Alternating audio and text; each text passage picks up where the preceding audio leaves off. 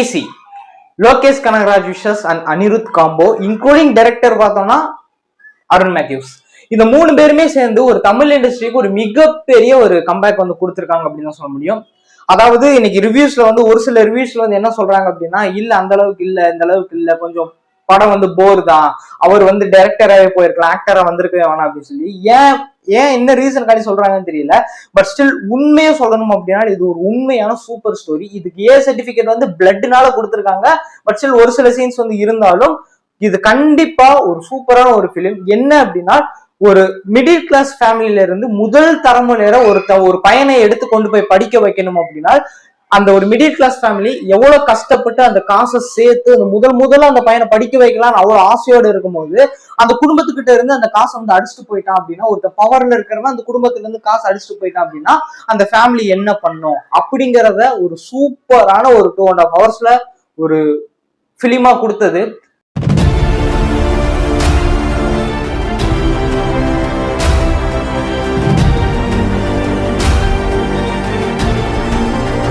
அப்படின்னா அன்எக்ஸ்பெக்டடு. நான் ஆக்சுவலி இதை வந்து படம் நல்லா இருக்கும் தெரியும், பட் ஆனா இந்த அளவுக்கு நல்லா இருக்கும்னு எக்ஸ்பெக்ட் பண்ணி போகல. ஏன்னா நம்ம எக்ஸ்பெக்ட் பண்ற படம் எல்லாமே நம்பி போறது எல்லாமே அது அந்த அளவுக்கு ஃபுல் சாட்டிஸ்பேக்ஷன் பண்ணல. பட் ஸ்டில் அதனாலேயே வந்து என்னதான் சன் பிக்சர்ஸ் ப்ரொடக்ஷன் அவங்க பண்ணாவே மோஸ்ட்லி வந்து பாத்தீங்கன்னா அது ஒரு சூப்பரான ஸ்டோரியா தான் வந்திருக்கும்.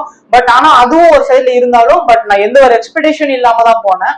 அந்த சாங் பயங்கர ட்ரெண்ட் நம்ம எல்லாத்துக்குமே தெரிஞ்ச ஒரு விஷயம் தான். பட் ஸ்டில் நான் எந்த ஒரு எக்ஸ்பெக்டேஷனும் இல்லாம போனேன். பட் ஆனா என்ன சரியா ஃபுல்ஃபில் ஆக்கணும் ஒரு படம். சீரியஸா சொல்லணும் அப்படின்னா அந்த அளவுக்கு ஒரு ஸ்டோரி வந்திருக்கும்.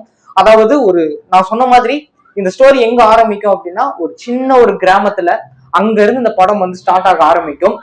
லோகேஷ் கனகராஜ் ஏன் தேவதாஸா மாறினாரு, என்ன ரீசன்னால மாறினாருங்கிற பிளாஷ்பேக் படத்துக்கு உள்ள நீங்க பார்க்கும்போது சூப்பரா கனெக்ட் பண்ணியிருப்பாங்க.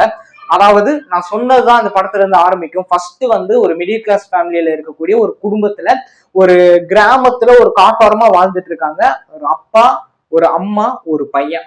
இந்த அப்பா அம்மாவுக்கு இந்த ஒரு பையன் அவரோட சொத்தை மொத்தத்தையும் வித்துட்டு அங்க இருந்த நிலத்தை எல்லாத்தையுமே வித்து கிட்டத்தட்ட வந்து பாத்தீங்கன்னா ஒரு 7 லட்சம் சேர்த்து வச்சிருப்பாரு.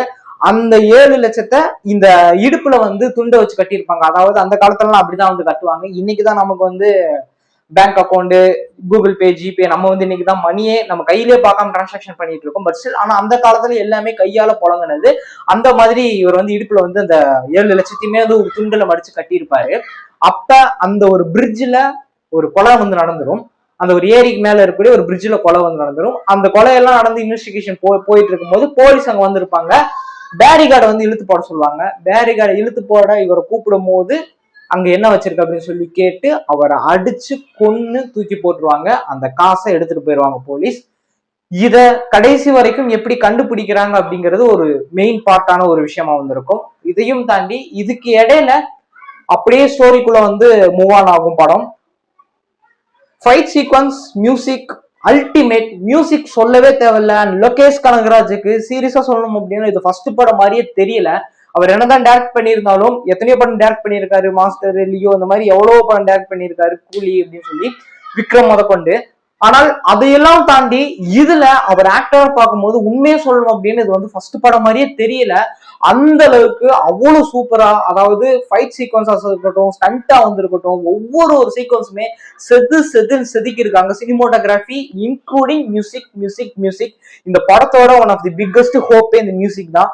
மியூசிக் பயங்கரமா படத்தை தூக்கி விட்டு இருக்கு. அணி சொல்லவே தேவையில்லை. அணி விசஸ் காம்போ அப்படிங்கிற போது அது யாரு கூட சேர்ந்தாலும் அது இன்க்ளூடிங் ஃப்ரெண்ட்ஸ் 2 பேருமே இவங்க காம்போ சேர்ந்துச்சு அப்படின்னா இந்த அளவுக்கு இருக்கும் அப்படிங்கிறத யாரும் எக்ஸ்பெக்ட் பண்ணல. செம்மையான ஒரு படம். உண்மையை சொல்லணும்னா ஃபேமிலியோட எல்லா பேரும் பார்க்கலாம். பட் ஸ்டில் இதுக்கு சர்டிபிகேட் கொடுத்துருக்கறனால குழந்தைகளை உள்ள அலோட் பண்ண மாட்டாங்க. பட் ஒரு சில செக்ஷுவல் சீன்ஸ், எப்படி சொல்லணும்னா ஒரு 18+ கண்டென்ட் மேபி அதை காமிச்சிருக்கலாம். அதை கனெக்ட் பண்ண விதம் அந்த அளவுக்கு டீப்பான எதுவும் காமிச்சிருக்க மாட்டாங்க. இந்த மாதிரி நடக்குது நாட்டுல அப்படிங்கிறது அது நம்ம எல்லாத்துக்குமே தெரிஞ்ச ஒரு விஷயம் தான். அதையும் அழகா எடுத்துக்கொண்டு போய் கனெக்ட் பண்ணி அதுல இருந்து எப்படி ரெக்கவர் ஆகி ஒருத்தவங்களை வெளியே கொண்டு வராங்க அப்படிங்கிறதையும் இந்த படத்தோட ஸ்டோரியா வந்திருக்கும். ஓவரால் இந்த படம் பாத்தீங்க அப்படின்னா ஒரு நடுத்தரமான ஒரு மிடில் கிளாஸ் ஃபேமிலியில இருந்து அவங்க காலம் முழுக்க சேர்த்து வச்ச ஒரு சொத்தையும் அந்த காசையும் ஒருத்தன் பவர்ல இருக்கிறவன் அடிச்சுட்டு போயிட்டா அவனால எதுவுமே அதாவது எப்படி சொல்லணும் மீன்ஸ் அவனை இந்த குடும்பத்தினால அவன் ஒண்ணுமே பண்ண முடியாது. அந்த ஒரு பவரை வச்சு யூஸ் பண்ணி, இன்ஃபுளுன்ஸ் வச்சு யூஸ் பண்ணி அடிச்சுட்டு போயிட்டா, நீ உன்னால என்ன என்ன பண்ண முடியும் அப்படிங்கிறது தான் இந்த ஒரு படத்தோட ஒரு ஸ்டோரி. அதை அழகா எடுத்து கொண்டு போய் காமிச்சிருப்பாங்க. எல்லாரும் தியேட்டர்ல போய் மிஸ் பண்ணாம வந்து பாருங்க, இன்க்ளூடிங் மியூசிக். அகைன் ரிப்பீட் பண்றேன், ஒரு டால்பி சிஸ்டம் அரௌண்ட் அந்த மாதிரி ஒரு தியேட்டர்ல நீங்க போய் பாத்தீங்கன்னா ஒரு குட் ஃபீல் எக்ஸ்பீரியன்ஸ் வந்து கிடைக்கும். மிஸ் பண்ணாதீங்க. அண்ட் ஓவரால் இந்த படம் பார்க்கும்போது இந்த வாரம் ஒரு சரியான தமிழ் இண்டஸ்ட்ரிக்கு ஒரு பிக்கஸ்டான ஒரு ஹியூஜ் படம் அப்படின்னு தான் சொல்ல முடியும். எல்லாரும் தியேட்டர்ல போய் மிஸ் பண்ணாம போய் பாருங்க. நம்ம சேனல் புதுசா இருக்குன்னா மார்க்காஸ் வச்சுக்கோங்க. இந்த மாதிரி டே பை டே ரெகுலரா கண்டென்ட்ஸ் வந்து உங்களுக்கு வேணும் அப்படின்னா நம்ம சேனல் புதுசா இருக்குன்னா மார்க்காஸ் வச்சுக்கோங்க. பக்கத்தில் பெல் பட்டன் இருக்கும், அதே கிளிக் பண்ணிக்கோங்க. அப்போனா தான் நம்ம போடுற வீடியோஸ் வந்து உங்களுக்கு நோட்டிபிகேஷன்ல டைரக்டா வரும். அதை நீங்க கிளிக் பண்ணாவே டைரக்டா வந்து உங்களை உள்ள வந்து கூட்டிட்டு போயிடும்.